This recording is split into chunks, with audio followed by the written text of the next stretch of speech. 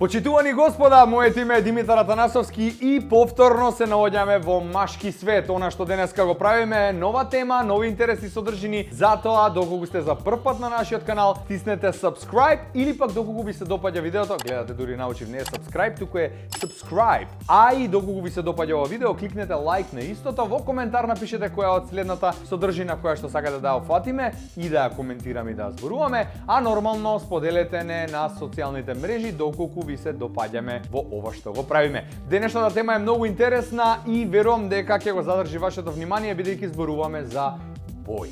Боите се најраспространето нешто во светот. Секогаш доколку не сте далтонист гледате многу бои околу вас, но денеска ние ќе се сконцентрираме на 4 бои, односно основни типови на одело кои што секој джентлмен треба да го има во својот ормар.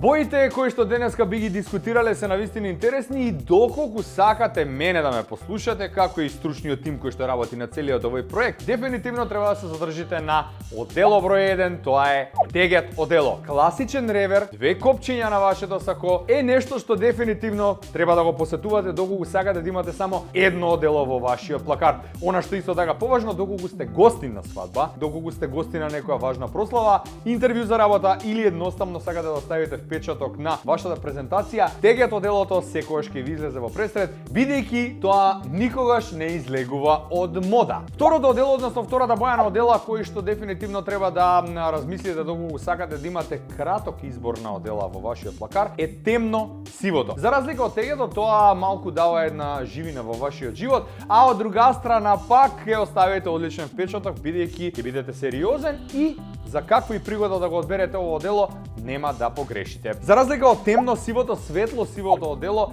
е многу повпечатливо од овие погоре две наведени, па затоа доколку сакате веднаш вашите колеги да ве забележат, светло сивото одело дефинитивно треба да го поседувате и да се одлучите за истото, но не го носете пречесто бидејќи лесно впечатливо и ќе речат еве во со едно одело. А тегет ако носите пример нема да го имате истиот коментар. Дополнително за разлика од тегет темно сивото, светло сивото не може баш да се комбинира со секој тип на кошули, па за таа цел гледајте ова да ви е опција број 2. И save the best for last, така велат овие што се со американски државенства во Македонија, а јас би рекол дека ова што ќе го кажам во продолжение дефинитивно е нешто што треба да го поседувате во вашиот плакар или пак да го носите истото доколку сакате да бидете човекот кој што секогаш светлото ќе биде на него. Ова оделото кое што дефинитивно ќе го остави впечатокот кој што вие сакате да го имате доколку сакате да сте главни на настанот на кој што се појавувате, а и дополнително црното одело ќе ви даде една префината елеганција која што секогаш ќе ви прилега на вашиот стил. Толку од боите, 4 бои имавме за денеска, доколку вие не сте се одлучиле за каква комбинација да одберете за пригодата за која што се подготвувате, еве ви неколку примери и не заборавајте. Тиснете subscribe на нашиот канал, останете со нас бидејќи ние во наредните видеа ќе имаме навистина интересни теми, ќе го прошириме спектарот господа за кој што верувам дека вие ќе се израдувате. Лайк, subscribe, комент, како и да сакате да се гледаме во наредно видео. Димитар Атанасовски за вас во Машки свет.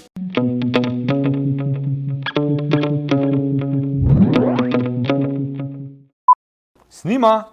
Снима! Мишко! Туалетните? Ајде! Се секам како мајка ми и татко ми кога ме спремаат на школа. Пробам да ставам амерички акцент, ама брат, кога ќе те видам тебе и трема ме фаќа. И затоа со руски идам.